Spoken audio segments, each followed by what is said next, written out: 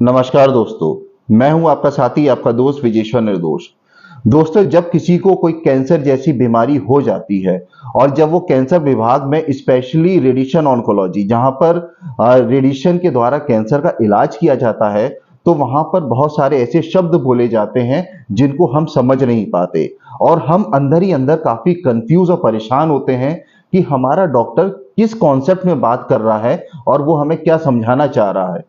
दोस्तों, क्योंकि डॉक्टर बहुत ही प्रोफेशनल होते हैं और कई बार उनके मुंह से ऐसे शब्द निकलते हैं जो बहुत ही ज्यादा प्रोफेशनल होते हैं और हम जैसे आम इंसानों के लिए उन शब्दों को समझ पाना मुश्किल हो जाता है। तो दोस्तों, ऐसे ही 3 शब्द मैं आपके सामने लेकर के आया हूं। जब आप रेडिएशन ऑन्कोलॉजी के अंदर या जब आप कैंसर डिपार्टमेंट के अंदर रेडिएशन के द्वारा इलाज कराने जाते हैं, तब आपसे ये शब्द बहुत ज्यादा बोले जाते हैं और तब आप कंफ्यूज होते हैं कि किस कॉन्सेप्ट में बात करी जा रही है। तो दोस्तों, आपकी परेशानी को थोड़ा सा आसान करने के लिए मैं आपके सामने 3 शब्द लेके आया हूं। वो 3 शब्द हैं क्या? दोस्तों, पहला है आरटीपी, रेडियोथेरेपी ट्रीटमेंट प्लानिंग। दोस्तों, दूसरा है बूस्ट और दोस्तों तीसरा है फ्रैक्शन। दोस्तों, ये 3 शब्द बहुत ही कॉमनली यूज करे जाते हैं। दोस्तों, अगर आप चैनल पे नए हैं तो चैनल को सब्सक्राइब कर लीजिए, वीडियो को शेयर करिए और लाइक करिए ताकि हम और आप एक दूसरे की ऐसे ही मदद करते रहें।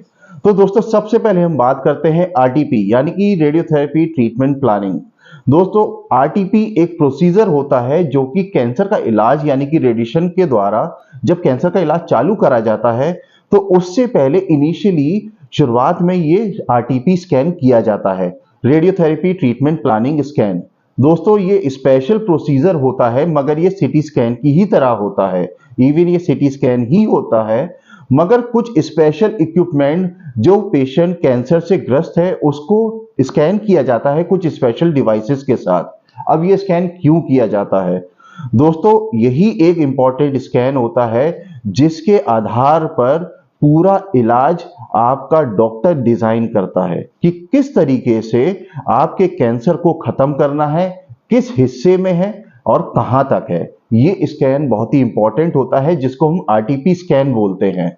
इसलिए आप कई बार कंफ्यूज हो जाते हैं कि हमने तो सीटी स्कैन पहले करा रखा है मगर ये अब आरटीपी स्कैन कौन सी बला की चीज है।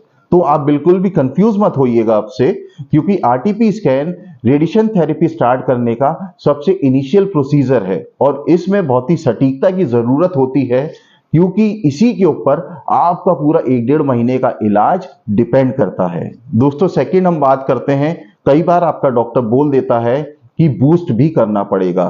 30 दिन का इलाज है, 1.5 महीने से इलाज पेशेंट करा रहा है मगर एकाएक डॉक्टर बोलता है कि 5 दिन का हमें बूस्ट ट्रीटमेंट भी देना होगा। तब आप कंफ्यूज हो जाते हैं कि बूस्ट ट्रीटमेंट क्या होता है। अच्छा खासा इलाज तो चल रहा है, 30 फ्रैक्शन भी हो गए हैं, तो अब ये बूस्ट क्या चीज है? दोस्तों, यहां पर मैं आपको बताना चाहूंगा, बूस्ट यानी कि जब हमारी ओवरऑल एक जो ग्रॉस बीमारी होती है उसमें कुछ मार्जिन्स लेकर के इलाज किया जाता है ताकि ट्यूमर तो रेडिएट हो ही, यानी कि ट्यूमर के जो सेल्स है, जो कैंसर के सेल्स हैं, उनको तो खत्म करना ही है, बल्कि हमारा सेल मिस ना हो जाए तो हम कुछ मार्जिन ले लेते हैं उस ट्यूमर के पूरे सराउंडिंग्स में। तो दोस्तों, ये हमारा एक नॉर्मल प्रोसीजर होता है। अब डॉक्टर ये जानता है कि अब बीमारी छोटी हो गई है, रेडिएशन के द्वारा वो खत्म होती जा रही है, तो डॉक्टर बूस्ट प्लान भी कर देता है मगर ये हर केस में नहीं होता, मगर ज्यादातर काफी केसेस में डॉक्टर बूस्ट प्लान करते हैं। स्पेशली हेड एंड नेक यानी कि गले के कैंसर में भी कई बार डॉक्टर बूस्ट प्लान करता है, 5 से 6 फ्रैक्शन या कई बार 3 फ्रैक्शन, या ब्रेस्ट के कैंसर में बहुत ही कॉमनली बूस्ट प्लान यूज किया जाता है। तो ये बूस्ट होता क्या है? अब बीमारी हमारा पूरा 1-1.5 महीने इलाज चल गया है, बीमारी एकदम श्रिंक कर गई है, अब हमें कंफर्म करना है बीमारी को पूरी तरीके से खत्म करना है, तो हम उस बूस्ट को प्लान करते हैं, यानी कि जो बीमारी का छोटा सा हिस्सा ही बच गया है तो उसको टारगेट करते हैं। टारगेट करने के बाद उस पर कुछ अमाउंट ऑफ रेडिएशन और दे दिया जाता है। बाकी के जो सराउंडिंग, जो हमने बड़ा एरिया ट्रीटमेंट के लिए प्लान करा था, अब उसको इग्नोर कर दिया जाता है, सिर्फ बीमारी को फोकस करके उसके ऊपर रेडिएशन दिया जाता है ताकि जो कैंसर का ट्यूमर है उसका टोटली रिग्रेशन हो सके, यानी कि उसका ट्यूमर का जो कैंसर का सेल है टोटली खत्म कर सके। तो कई केसेस में बूस्ट भी किया जाता है और कई केसेस में डायरेक्ट 1-1.5 महीने ट्रीटमेंट करके पेशेंट को छोड़ देते हैं। ये डिपेंड करता है कि कैंसर कैसा है, पेशेंट में बूस्ट प्लान की आवश्यकता है कि नहीं है। ये आपका डॉक्टर यानी कि रेडिएशन ऑन्कोलॉजिस्ट बहुत बेहतर तरीके से समझता है। दोस्तों थर्ड जो बहुत ही कॉमन बोला जाता है, फ्रैक्शन। दोस्तों फ्रैक्शन से आप कंफ्यूज हो जाते हैं कि डॉक्टर किस फ्रैक्शन की बात कर रहा है। दोस्तों यहाँ पर फ्रैक्शन का मतलब होता है नंबर ऑफ ट्रीटमेंट डेज, यानी कि जो आपका इलाज है वो कितने दिन चलेगा। जी हाँ दोस्तों, यहाँ पर जो दिन होते हैं, number of treatment of days होते हैं कि कितने दिन इलाज चलेगा, उसको फ्रैक्शन बोलते हैं। डॉक्टर ने बोला कि आपका 30 फ्रैक्शन आपको दिए जाएंगे, तो 30 फ्रैक्शन दोस्तों हफ्ते में 5 दिन दिए जाते हैं, यानी कि Monday to Friday, Saturday Sunday आपको रिकवरी के लिए टाइम दिया जाता है और फिर अगले 5 फ्रैक्शन दिए जाते हैं। तो ये 30 फ्रैक्शन दोस्तों सैटरडे संडे छोड़ करके करीब 1.5 महीने में पूरे होते हैं। आपकी बीमारी के अकॉर्डिंग कितने डॉक्टर ने आपके लिए फ्रैक्शन प्लान करे हैं। तो अब आपको मालूम चल गया है कि फ्रैक्शन हम किस कॉन्सेप्ट में बात कर रहे हैं। फ्रैक्शन होते हैं नंबर ऑफ डेज ट्रीटमेंट की, मतलब कितने दिन इलाज चलेगा। तब दोस्तों मैं उम्मीद करता हूं कि आपको ये तीनों कॉन्सेप्ट समझ में आ गए हैं कि बूस्ट क्या होता है, आरटीपी क्या होता है और नंबर ऑफ फ्रैक्शन यानी कि फ्रैक्शन क्या होता है। तो आज आप बेहतर तरीके से समझ गए हैं। मैंने आपको बहुत ही साधारण भाषा में समझा दिया है कि फ्रैक्शन क्या होता है, बूस्ट क्या होता है और आरटीपी क्या होता है। अब आप दूसरों की भी मदद कर सकते हैं, उनको भी बता सकते हैं कि अगर वो इन परेशानियों में हैं।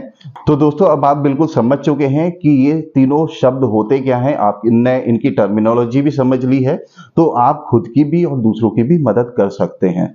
तो दोस्तों कैंसर बहुत ही कॉम्प्लेक्स बीमारी है और कई बार इसमें होने वाले शब्द जो यूज किए जाते हैं वो खुद भी जटिल होते हैं, उनको समझ पाना मुश्किल होता है। तो दोस्तों मेरी शुरू से कोशिश रही है कि मैं आपको कैंसर एक साधारण भाषा में और बहुत ही कम शब्दों में समझा सकूं, जिससे कि मैं आपकी परेशानी को कुछ हद तक कम कर सकूं। दोस्तों मिलते हैं अगली वीडियो में, तब तक आप अपना ध्यान रखिए, सुरक्षित रहिए और एक दूसरे की ऐसे ही मदद करते रहिए। नमस्ते, जय हिंद।